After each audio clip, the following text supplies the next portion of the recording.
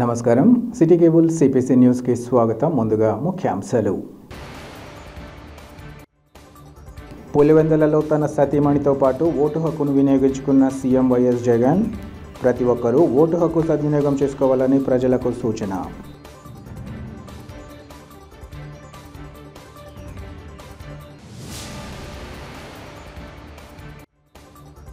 జిల్లాలో చెదురుమదురు ఘటనలు మినహా ప్రశాంతంగా సార్వత్రిక ఎన్నికల పోలింగ్.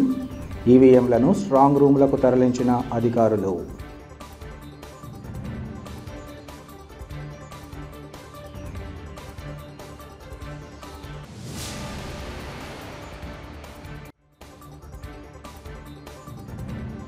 ఎన్నికల సందర్భంగా కడప నగరంలో మూతపడిన దుకాణాలు. పరిస్థితులు కర్ఫ్యూను తలపించేలా ఉన్నాయని నగరవాసుల వెల్లడి.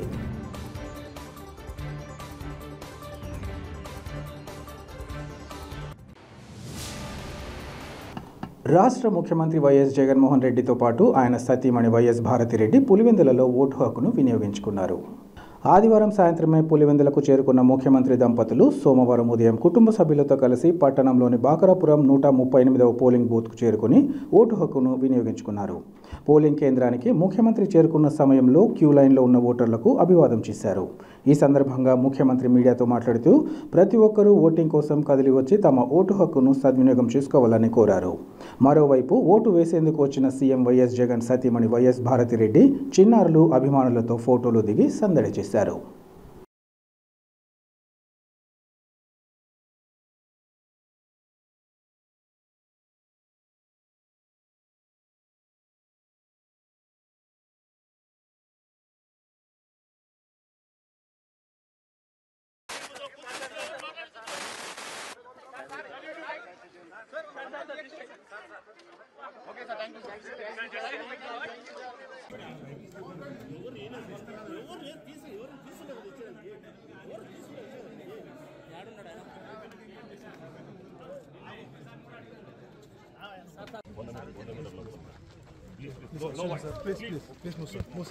కడపలో ఈరోజు జరిగిన సార్వత్రిక ఎన్నికల్లో భాగంగా వైఎస్ఆర్సీపీ కడప నియోజకవర్గ అసెంబ్లీ అభ్యర్థి అంజద్ బాషా, నగర మేయర్ సురేష్ బాబు తమ ఓటు హక్కును వినియోగించుకున్నారు.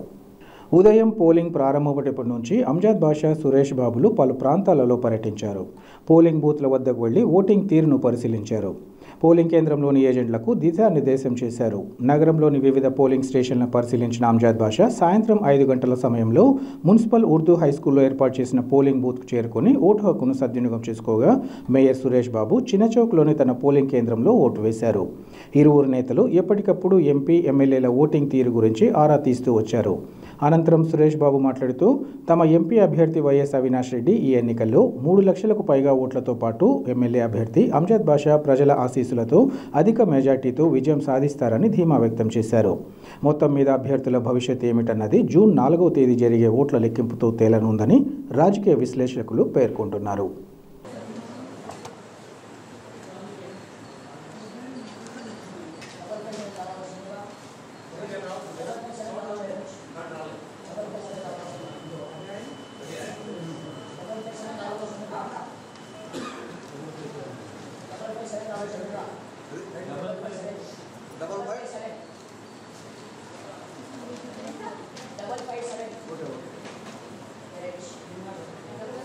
సైడ్ వచ్చేనా సైడ్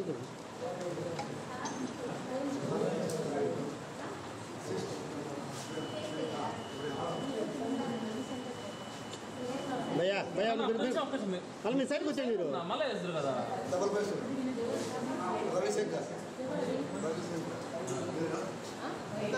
అన్న కొంచెం సైడ్ ఉన్నా అర్థం చేసుకున్నా.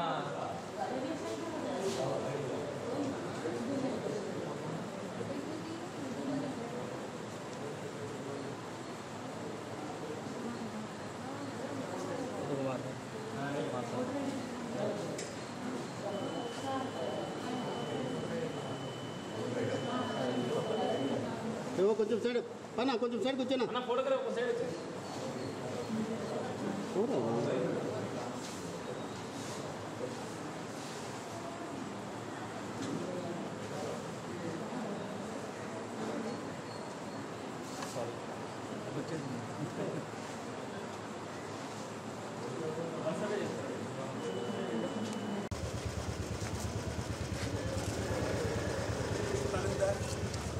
Housefull collection Housefull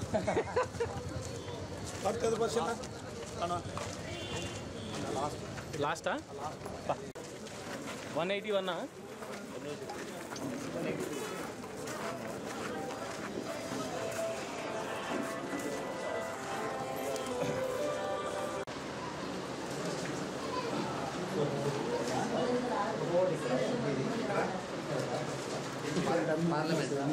okay sir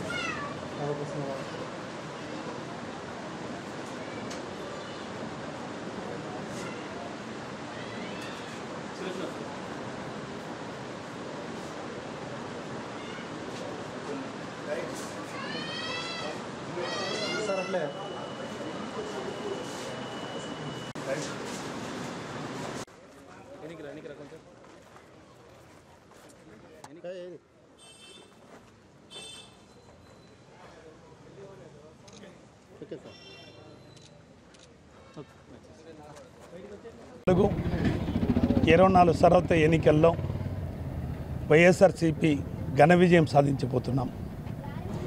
నిజంగా గత ఎన్నికలకి ఈ ఎన్నికలకి పోలిస్తే 2019 ఎన్నికల్లో రాష్ట్ర వ్యాప్తంగా ఆ భారతదేశంలో దిశ మార్చే విధంగా ఈ రాష్ట్రంలో వైఎస్ జగన్మోహన్ రెడ్డి గారి పరిపాలన రావడం జరిగింది.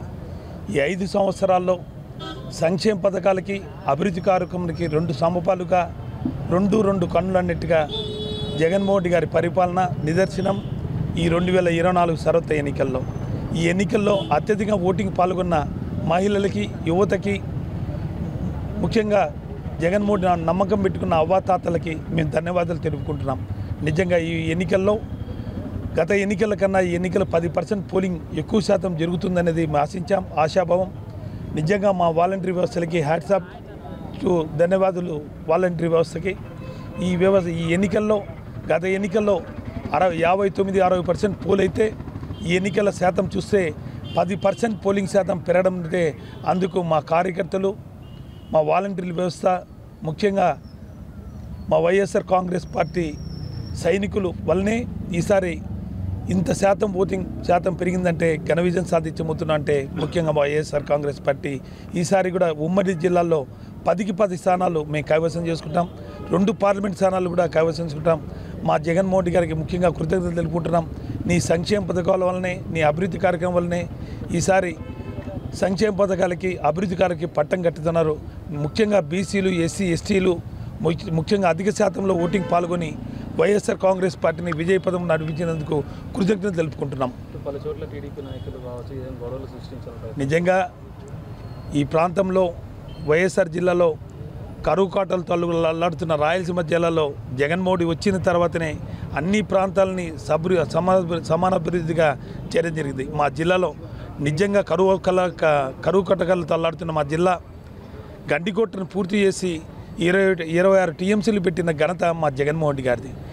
నిజంగా బ్రహ్మసాగరంకి నీళ్లు వచ్చేదానికి 0.0218 18 కిలోమీటర్లు ఆధునీకరణ చేసి కాలువని 300 క్యూసెక్లు నీళ్ళు వచ్చేదాన్ని 400 క్యూసెక్లు చేసి SR1, SR2 బ్రహ్మసాగరంలో 18 టీఎంసీలు నీళ్లు పెట్టిన ఘనత జగన్మోహన్ రెడ్డి గారిది.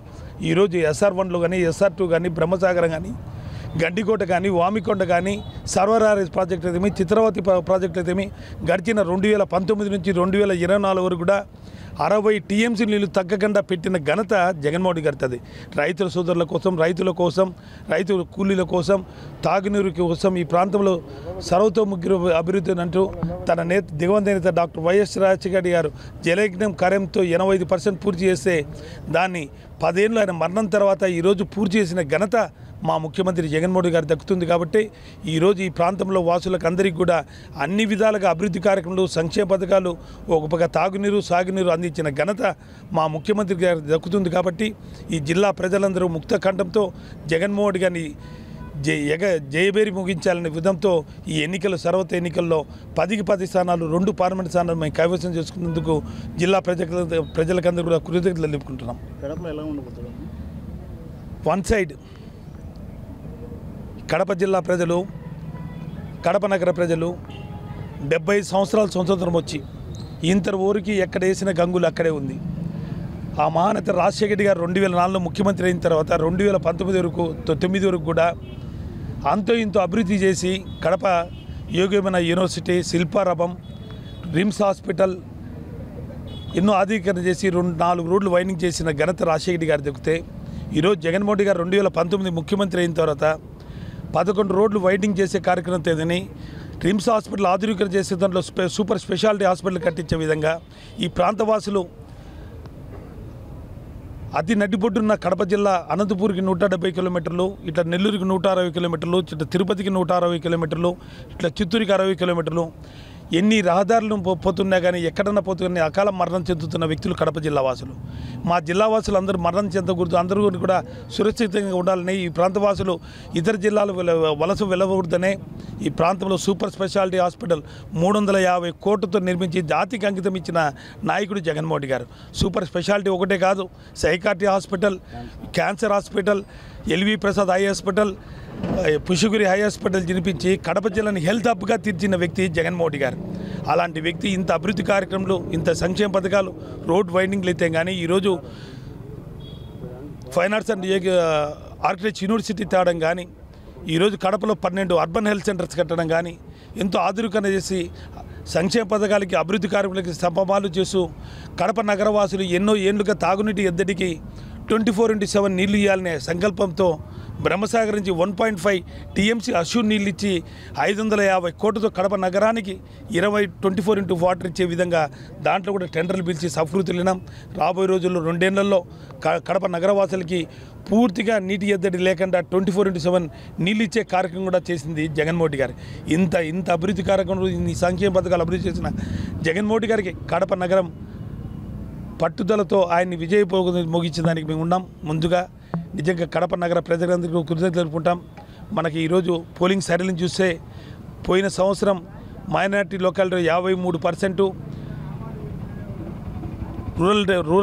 రూరల్ ఏరియాలో 60% గత ఎన్నికలు పోలైనాయి. ఈ ఎన్నికల్లో 72% అబోవ్ పోలింగ్ రూరల్లో, 70% అబోవ్ మున్సిపాలిటీ ఏరియాలో పోలింగ్ జరిగింది. కాబట్టి అత్యధికంగా మహిళలు, అవ్వాతాతలు, యువత ఓటు వేసినారు. కాబట్టి కడపలో కూడా 50,000 పైచులకు మేము మెజార్టీ గెలిచబోతున్నాం. ఎంపీ అవినాష్ రెడ్డి 2.5 లక్షల నుంచి 3 లక్షల పైచులకు మెజార్టీ రాబోతుంది. తెలుగుదేశం పార్టీకి, కాంగ్రెస్ పార్టీకి జనసేన మహాకుటుంబంలాగా ఏర్పడి ఒక పక్క లోపారికంగా కాంగ్రెస్, సిపిఐ, సిపిఎంతో కుమ్ముకైనా కూడా వైఎస్ఆర్ కాంగ్రెస్ పార్టీ ఒంటి చేత్తో గెలవబోతుంది. దీనికి నిదర్శనం మా జగన్మోహన్ రెడ్డి గారి పరిపాలన. సార్వత్రిక ఎన్నికల్లో భాగంగా కడప లోక్సభతో పాటు అసెంబ్లీ నియోజకవర్గ ఎన్నికల సందర్భంగా కడప నగరం కర్ఫ్యూ వాతావరణాన్ని తలపించింది. కడప నగర పరిధిలోని పోలింగ్ కేంద్రాలున్న ప్రాంతాలతో పాటు నగరం మొత్తం బోసిపోయింది. ప్రతిరోజు నిత్యం రద్దీగా ఉండే 7 రోడ్ల కూడలి, వైవి స్ట్రీట్, బీకేఎం వీధి, కోటిరెడ్డి సర్కిల్, రవీంద్రనగర్, నాగరాజపేట తదితర ప్రాంతాలు జనాలు లేక నిర్మానుష్యంగా మారాయి. పూర్తి స్థాయిలో దుకాణదారులు తమ దుకాణాలు, హోటళ్లు, ఇతర సంస్థలను మూసివేశారు.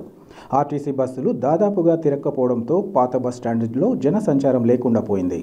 అత్యవసర పనుల మీద ఇతర ప్రాంతాలకు వెళ్లాల్సిన వారు కడప ఆర్టీసీ బస్టాండ్కు చేరుకుని అందుబాటులో బస్సులు లేకపోవడంతో వెనుతిరగాల్సి వచ్చింది. మొత్తం మీద ఎన్నికల కారణంగా కడప నగరం కర్ఫ్యూను తలపించిందని పలువురు నగరవాసులు పేర్కొన్నారు.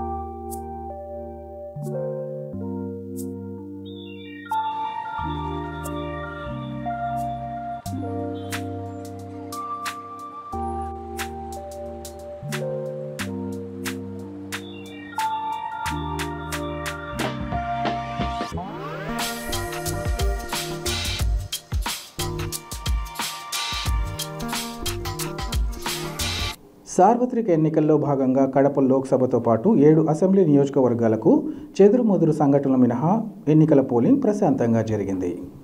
ఉదయం 7 గంటలకు పోలింగ్ ప్రారంభం కాగా అంతకుముందే ఓటర్లు తమ పోలింగ్ కేంద్రాల వద్ద బారులు తీరారు. ఎండల తీవ్రతను దృష్టిలో ఉంచుకొని ఓటర్లు ఇబ్బందులు పడకుండా ఎన్నికల అధికారులు షామియానా, తాగునీరు వంటి సదుపాయాలు కల్పించారు. వైఎస్ఆర్సీపీ కడప ఎంపీ అభ్యర్థి వైఎస్ అవినాష్ రెడ్డి పులివెందులలో తమ ఓటు హక్కును వినియోగించుకున్నారు. చాపాడు పరిధిలోని చిన్న గురుగులూరు గ్రామంలో టీడీపీ ఏజెంట్లపై దాడి జరగగా వైసీపీ అభ్యర్థి రఘురామిరెడ్డి అనుచరులపై హత్యాయత్నం, ఎస్సీ/ఎస్టీ అట్రాసిటీ సెక్షన్ల కింద కేసు నమోదు చేశారు. దీంతో అధికారులు ఆ ప్రాంతానికి చేరుకొని పరిస్థితిని అదుపులోకి తీసుకురావడంతో పాటు పోలింగ్ ప్రశాంతంగా జరిగేందుకు చర్యలు చేపట్టారు. చేకరాయపేటలోని 272వ పోలింగ్ కేంద్రంతో పాటు వేంపల్లిలోని కొన్ని బూతుల్లో ఈవీఎంలు మొరాయించడంతో గంట పాటు పోలింగ్కు అంతరాయం కలిగింది. అట్లూరు మండలం కామసముద్రం పోలింగ్ కేంద్రంలో దొంగ ఓట్లు వేసేందుకు ప్రయత్నించగా వైఎస్ఆర్సీపీ ఏజెంట్లు అడ్డుకోవడంతో ఇరు వర్గాల మధ్య స్వల్ప వివాదం చోటు చేసుకుంది. ఇది ఇలా ఉండగా జిల్లాలోని ఎర్రగుంట్ల, పోట్లదుర్తి ప్రాంతాల్లోని పోలింగ్ కేంద్రాలను జిల్లా ఎస్పీ సిద్ధార్థ కౌశల్ పరిశీలించి పోలీసు అధికారులు, సిబ్బందికి తగిన సూచనలు చేశారు. ప్రశాంత పోలింగ్ నిర్వహణకు దిశానిర్దేశం చేశారు. మొత్తం మీద జిల్లా వ్యాప్తంగా స్వల్ప ఘటనలు మినహా ఎన్నికల పోలింగ్ ప్రశాంతంగా ముగియగా అనంతరం ఎన్నికల అధికారులు ఆయా ఈవీఎం కేంద్రాలను పటిష్ట బందోబస్తు మధ్య కడపలోని స్ట్రాంగ్ రూమ్లకు తరలించారు. పెద్ద గురవలూరు, చిన్న గురవలూరు గ్రామంలో 160 పోలింగ్ స్టేషన్లో మార్నింగ్ ఒక ఏజెంట్ మీద దాడి చేశారని మాకు సమాచారం రావడంతో కలెక్టర్ గారి ఆదేశాల మేరకు ఇమీడియట్గా ఇక్కడికి రావడం జరిగింది. ఇక్కడికి వచ్చి వాళ్ళని ఎవరైతే ఏజెంట్స్ని వాళ్ళని అపాయింట్ చేసుకోవడానికి అవకాశం ఇవ్వడం జరిగింది. సో ఇక్కడంతా కూడా ఏర్పాటు చేసింది. పోలింగ్ ప్రశాంతంగా నడుస్తోంది. అలాగే ఏజెంట్స్ కూడా వాళ్ళు మళ్ళీ అపాయింట్ చేసుకోవడం జరిగింది కాబట్టి సో ఇబ్బంది లేకుండా పోలింగ్ కంటిన్యూ అవుతుంది. దానికి కావాల్సినటువంటి సెక్యూరిటీని అంతా కూడా మన డీఎస్పీ గారు పర్యవేక్షిస్తున్నారు. అవసరమైతే అడిషనల్ ఫోర్స్ దించి ఈ పోలింగ్ సరళి ప్రశాంతంగా జరిగేటట్టు చర్యలు తీసుకుంటాం. ఆల్రెడీ క్రిమినల్ కేసులు పెడతాము. ఇంకా ఎవరైనా కూడా ఇబ్బంది పెడితే మాత్రం డెఫినెట్ గా ఎలక్షన్ లాస్ ప్రకారం వాళ్ళని కేసులు బుక్ చేయడం జరుగుతుంది. సార్వత్రిక ఎన్నికల్లో భాగంగా ఈరోజు నిర్వహించిన పోలింగ్ ప్రశాంతంగా ముగిసింది. ఉదయం 7 గంటలకే పోలింగ్ కేంద్రాల వద్ద ఓటర్లు బారులు తీరి తమ ఓటు హక్కును సద్వినియోగం చేసుకున్నారు. జిల్లా ఎన్నికల అధికారి విజయరామరాజు నగరంలోని ప్రకాష్ నగర్ మున్సిపల్ ప్రాథమిక పాఠశాలలో ఏర్పాటు చేసిన 251వ నెంబర్ పోలింగ్ బూత్లో ఓటు హక్కును వినియోగించుకున్నారు. నగరంలోని రైల్వే స్టేషన్ రోడ్లో పీఎఫ్ కార్యాలయం వద్ద 72వ బూత్లో టీడీపీ అభ్యర్థి మాధవిరెడ్డి తన భర్త శ్రీనివాసులు రెడ్డితో కలిసి ఓటు వేశారు. కడప నియోజకవర్గ పరిధిలో ఎలాంటి సమస్యలు ఉత్పన్నం కాకపోగా పోలీసులు పటిష్ట బందోబస్తును ఏర్పాటు చేశారు. సాయంత్రం 6 గంటల వరకు పోలింగ్ కేంద్రాల వద్ద బారులు తీరిన ప్రతి ఒక్కరికి ఓటు వేసే అవకాశాన్ని అధికారులు కల్పించారు. మొత్తం మీద కడప నగరంలో సార్వత్రిక ఎన్నికల పోలింగ్ ప్రక్రియ సజావుగా కొనసాగింది.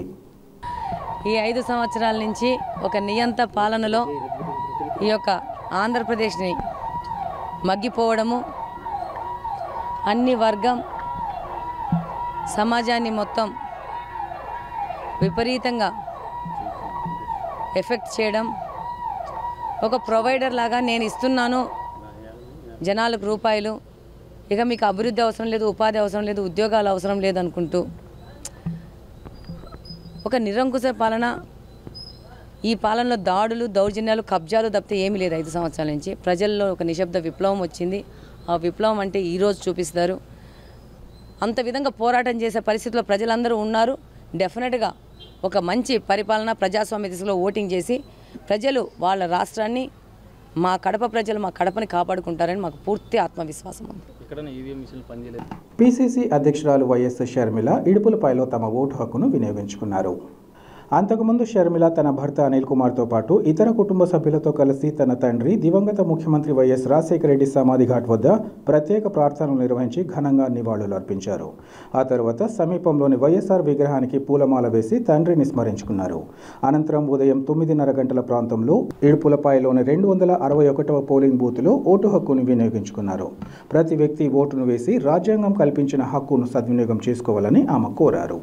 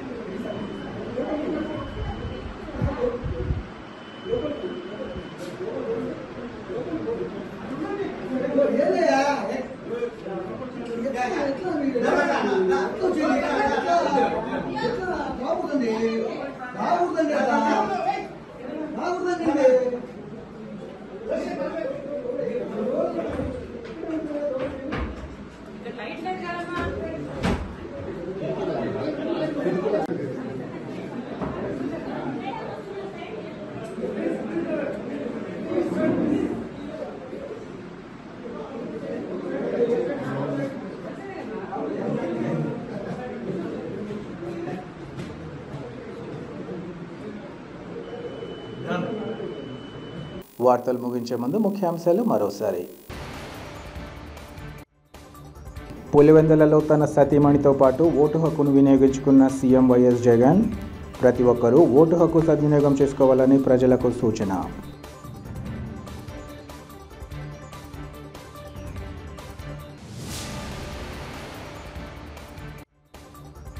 జిల్లాలో చెదురుమదురు ఘటనలు మినహా ప్రశాంతంగా సార్వత్రిక ఎన్నికల పోలింగ్. ఈవీఎంలను స్ట్రాంగ్ రూమ్లకు తరలించిన అధికారులు.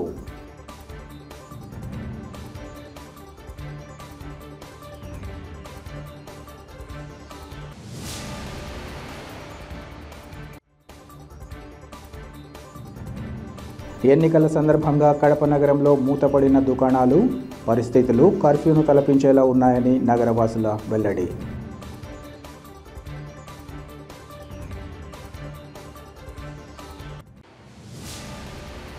సిటీ కేబుల్ సిపిసి న్యూస్ ఇంతటితో సమాప్తం. నమస్కారం.